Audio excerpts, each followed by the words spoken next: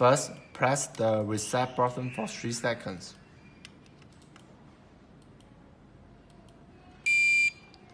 Then all the password and opening cards are cleared. Then set the first management cards to the panel. You have finished the management card reset.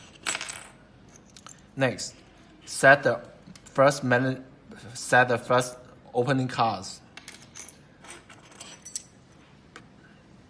Take the management cards to the panel. Rotate the model. Then set the opening cards. You have finished your opening cards.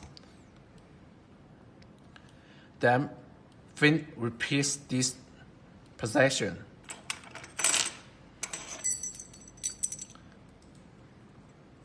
Take the management cards to the panel.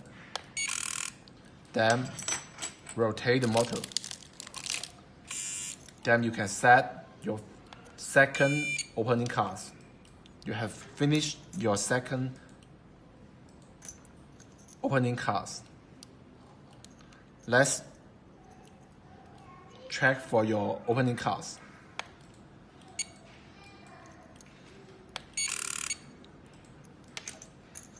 The first opening cards. The second opening cards.